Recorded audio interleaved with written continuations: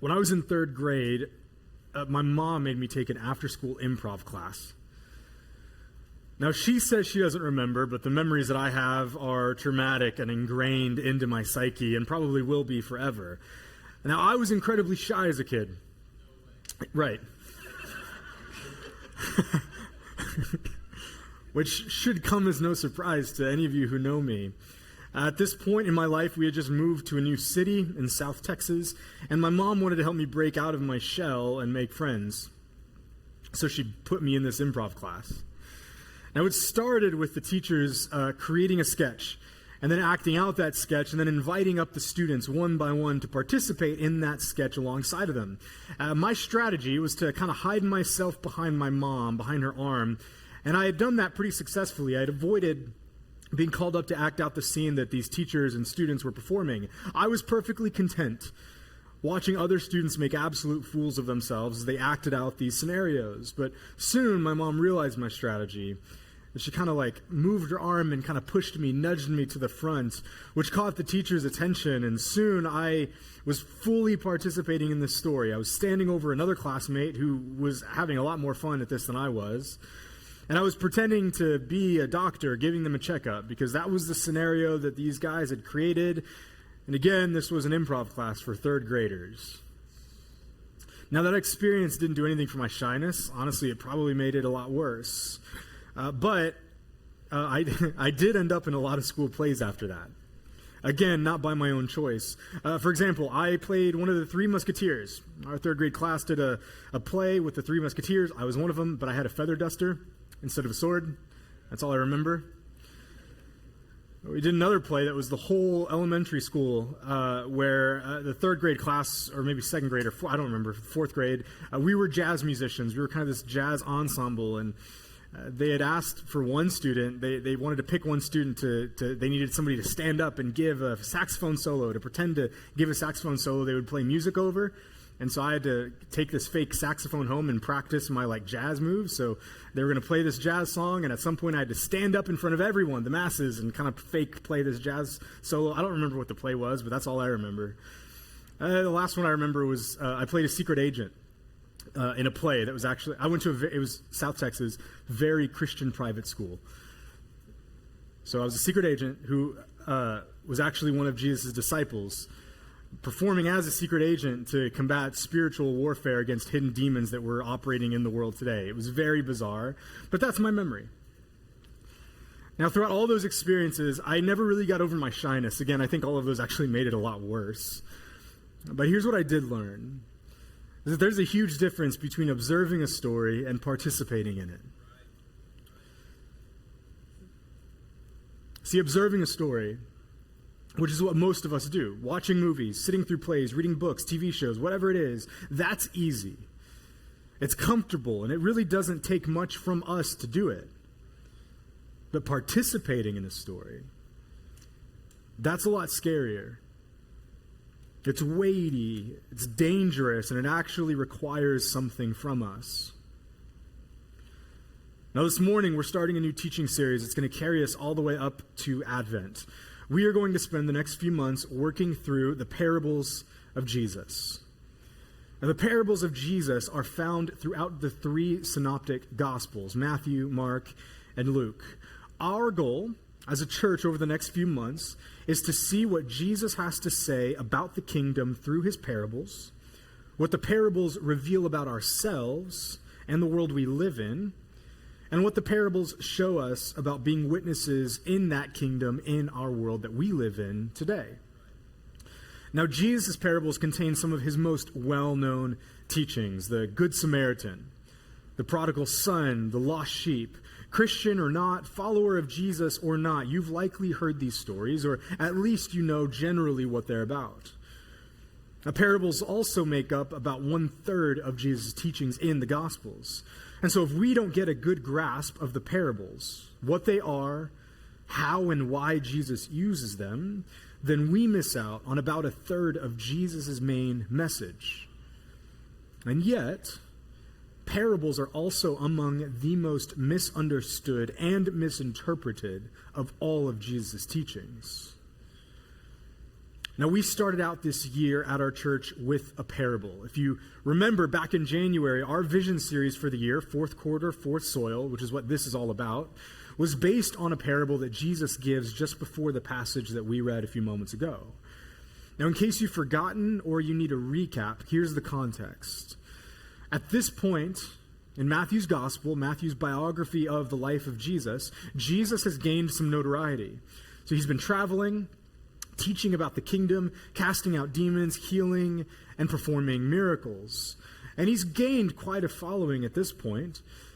And so where we just read, Jesus has gone out to the lake where he's been followed by a huge crowd who want to hear him teach more about the kingdom. Now, if Jesus ever needed an opportunity to explain who he is, what he's here to do, and what exactly this kingdom of God is, this is that opportunity.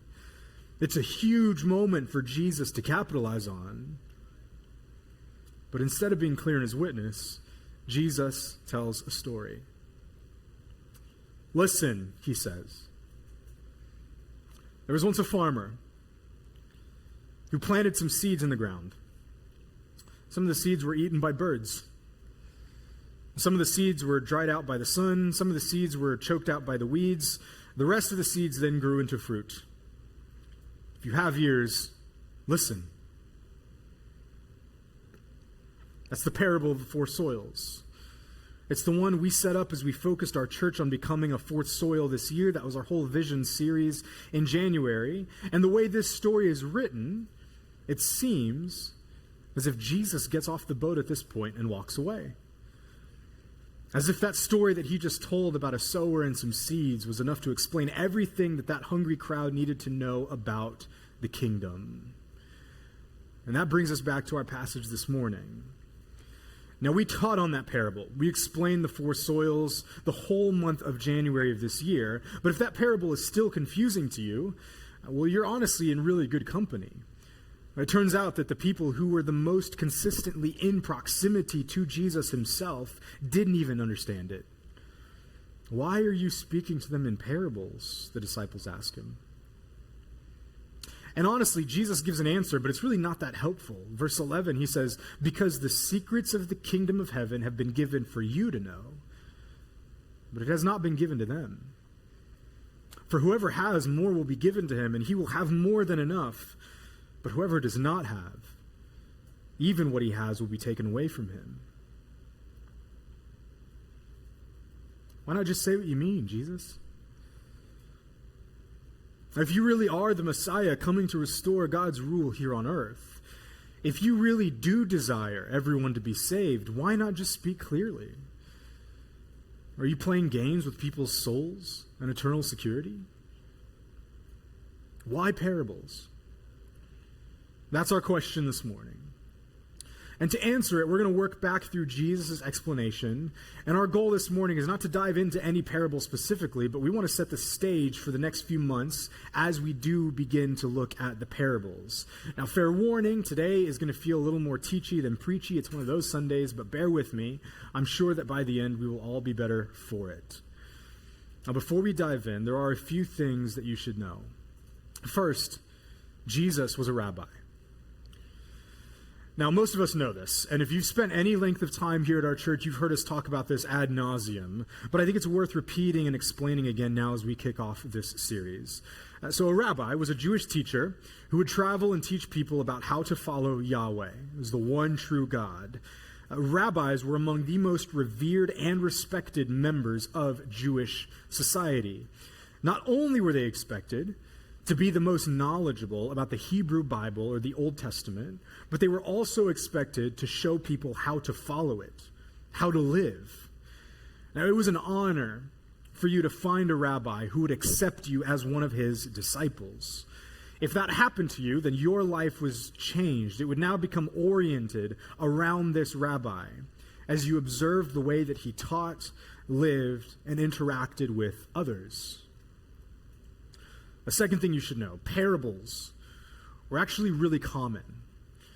Parables were not unique to Jesus at all. The word parable comes from the Greek word parabole. Para, which literally means alongside, and bole, which means to set. So a parable literally means to set something beside something else in order to compare and contrast them together. Now, that Greek word parable is often a Greek translation of a Hebrew word, mashal. Now, mashal is difficult to translate, but at its root, it simply refers to something, again, being compared. The best definition of mashal is a riddle, a fable, or a proverb meant to represent a spiritual truth. And so rabbis would use mashal, or meshalim is the plural, these stories, these riddles, these poems, proverbs, to make a theological point. Their disciples and their listeners would then hear these stories and mull them over, think about them like puzzles in their minds. The goal of the meshalim was to get you thinking, not to get you to the right answer right away. Which means that there are a few things that parables are not. So first, parables are not just moral lessons. Now, the easiest way to misinterpret parables is to assume that their primary goal is to teach a basic lesson about morality and ethics.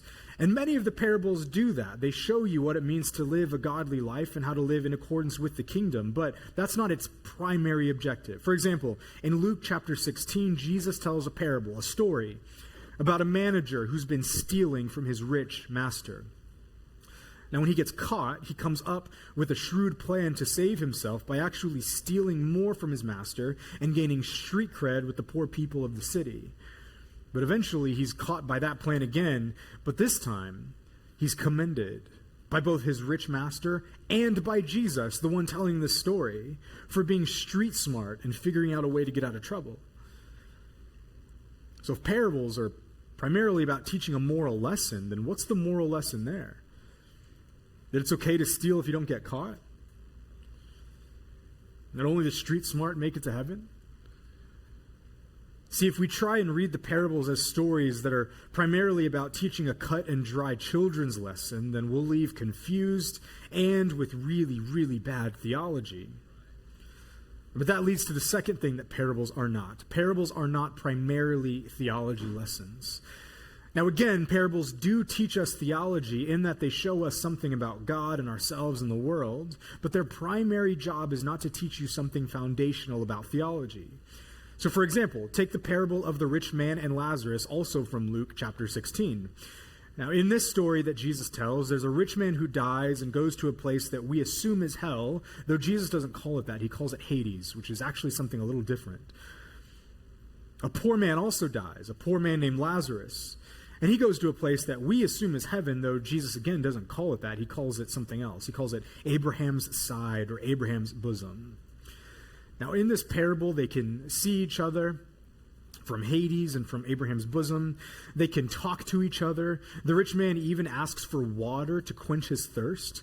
It's honestly a really bizarre story that has created so much confusion. Scholars today debate whether it even counts as a parable or whether it might actually be a true story.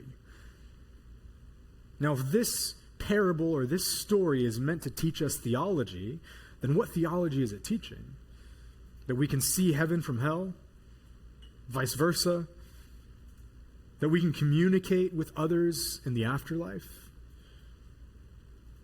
The third thing parables are not: simple illustrations. Now, we use illustrations all the time. Teachers, preachers alike use metaphors, stories, and illustrations to make something more simple and easy to understand. And many of the parables do that. Jesus does seem to pair his parables along with a teaching about the kingdom. But honestly, many of the parables are really confusing. They're not clear at all. They're not illustrations and stories meant to make a point more simple.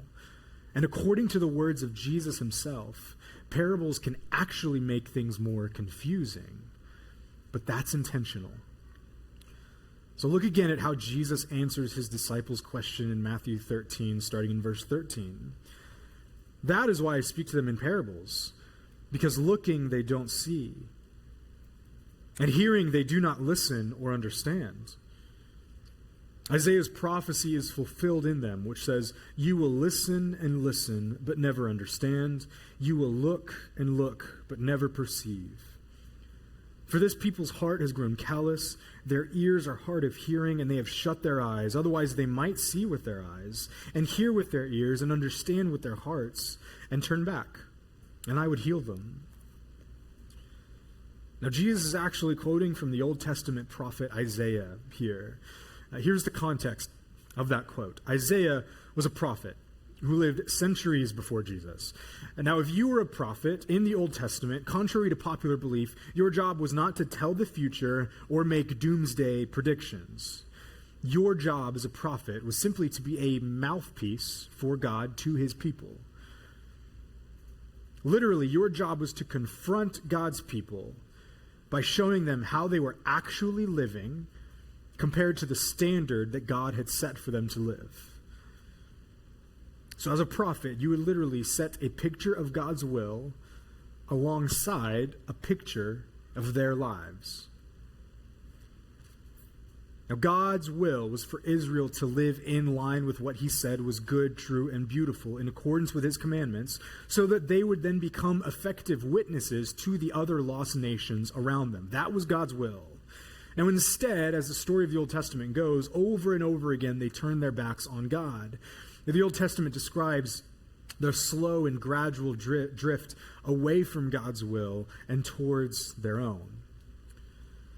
Now Jesus quotes Isaiah because just like the prophet Isaiah, Jesus' primary job is to confront us with the reality of God's will for us here on earth and give us the option to respond. And that's exactly what parables are. Parables are not moral stories. They're not theology lessons or simple illustrations. Parables are surprising and subversive stories that confront us with the reality of the kingdom. The New Testament scholar N.T. Wright puts it this way: Jesus' stories are designed to tease, to clothe the shocking and revolutionary message about God's kingdom in garb that would leave the listeners wondering, trying to think it out.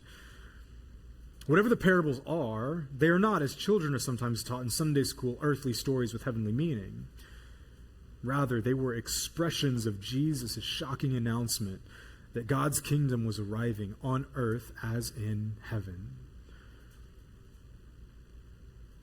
See, parables are meant to confront us, to disarm us, and to leave us scratching our heads because our default way of seeing God, ourselves, and others is being confronted and attacked. They set a picture of God's will alongside a picture of our lives. And that's why, according to Jesus, some people will hear these stories, listen to these parables, and still close their hearts off to the kingdom entirely. They'll hear, but they won't receive. They'll see, they'll witness, and they'll even experience the kingdom in these stories and these riddles, but they won't reorient themselves in response. See, the parables are, as Eugene Peterson once put it, like time bombs that would explode in unprotected hearts. Now, his argument was that listeners and readers today would hear these parables, see how simple they are, and walk away thinking they understand until later the Holy Spirit works and the parable explodes. It's activated. You realize what it's actually doing. See, the parables are puzzling and confusing, and they either push you away or they draw you in. But that's exactly the point. See, Jesus says the secrets of the kingdom haven't been given to everybody. And when he says that, he doesn't mean that he's holding the keys to heaven behind his back for people to guess which hand they're in. And he's not playing games with their eternal security of their souls. What Jesus means is that our ability to understand and receive the surprising and subversive ways that the kingdom works compared to the wisdom of the world depends on us. See, parables work by revealing what's already in our hearts. Those of us who hold on so tightly to our own kingdoms, our own rule and reign, will never be able to understand God's will here on earth. We can't. It's literally impossible. Not because Jesus won't let us, but because the kingdom won't make sense to us until we abandon our notion of what we think makes sense. Author and priest Robert Farrar Capon puts it this way: in resorting so often to parables, his main point, meaning Jesus' main point, was that any understanding of the kingdom his hearers could come up with would be a misunderstanding. Mention Messiah to them, and they would picture a king on horseback, not a carpenter on a cross. Mention forgiveness, and they would start setting up rules about when it ran out. From Jesus' point of view, the sooner their misguided minds had the props knocked out from under them, the better. After all their yammer about how God should or shouldn't run his own operation, getting them just to stand there with their eyes popped and their mouths shut would be a giant step forward. See, parables confront what we believe about ourselves, about God, and about the good life. And they show us what's really true. For example, worrying about this age and chasing wealth don't lead to the good life. They choke out your ability to live in the kingdom, just like weeds choking out good seeds. Or witnessing about the kingdom isn't optional. It's not just for super Christians or really mature disciples. It's a requirement for living in that kingdom. Just like money given from a manager to his employees is meant to invest and work with. Or the healing and the forgiveness that you are after aren't found after presenting your perfect and obedient self to God. The healing and forgiveness that you are after are both found by submitting to the open arms of a loving Father when we're at our lowest and most sinful, just like a rebellious son returning home. See, parables confront us with the kingdom by showing God's will alongside our lives.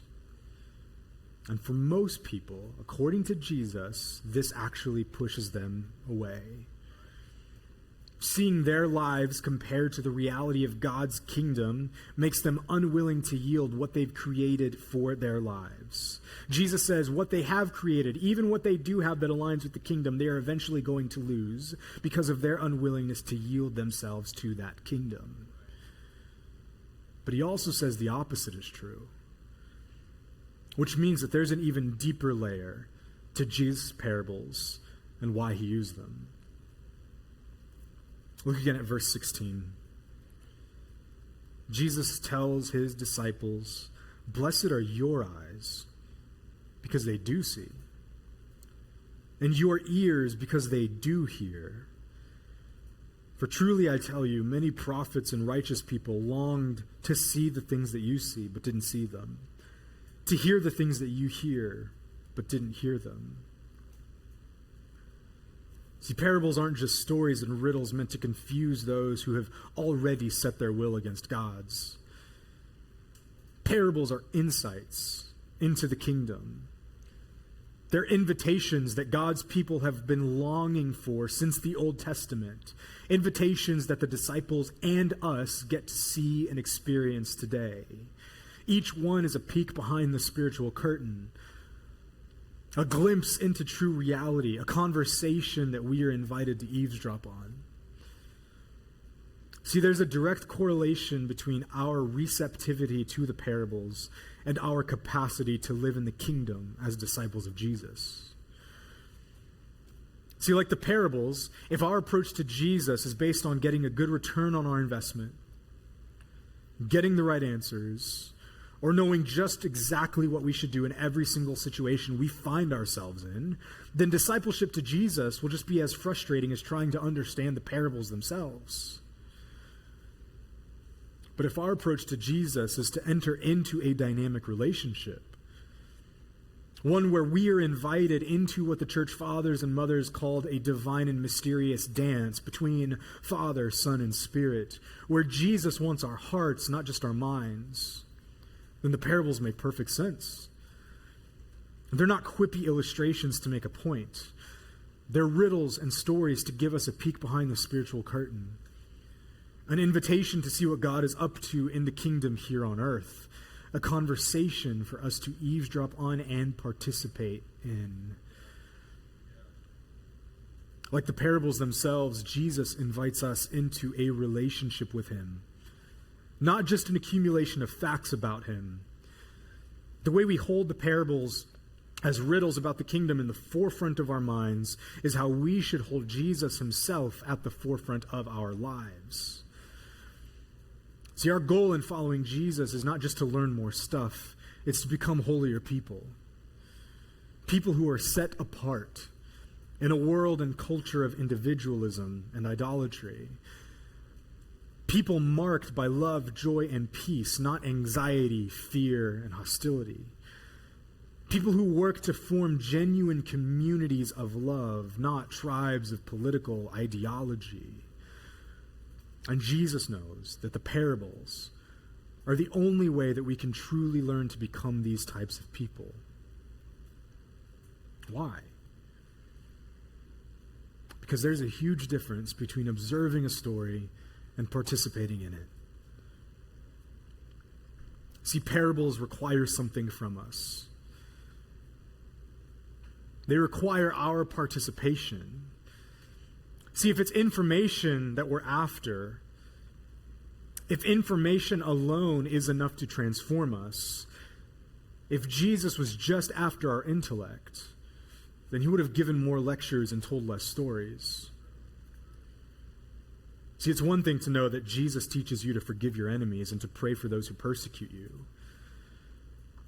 It's another thing entirely to see yourself in a story of an older brother watching his enemy be loved and forgiven by God.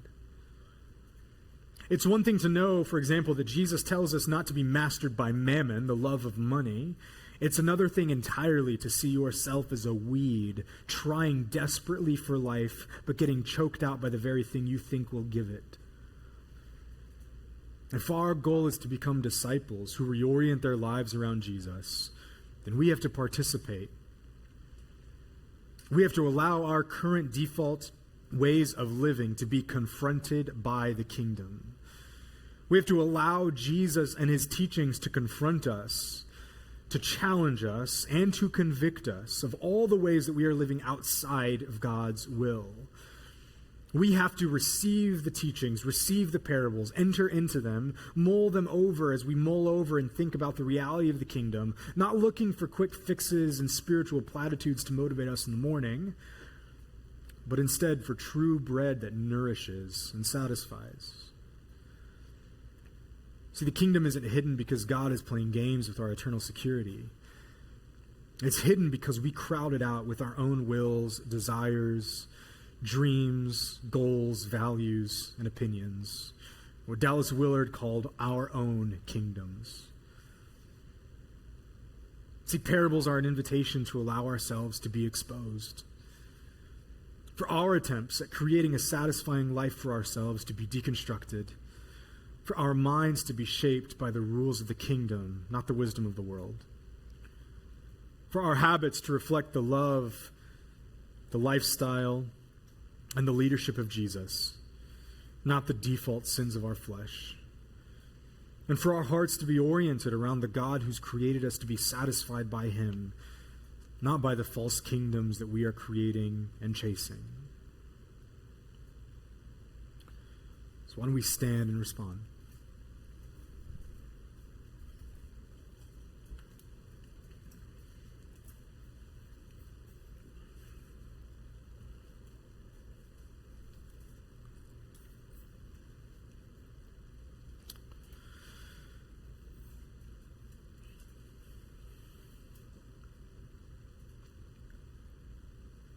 Our goal this year has been to become a fourth soil, which means a lot of things, but one thing that it means is that we are, just like good and healthy soil is receptive to receiving a seed and helping it grow, we want to become not just individuals, but a community here in the middle of Queen Creek that receives the Word of God, responds to it, and then blesses the city that we're in as witnesses who bear good fruit.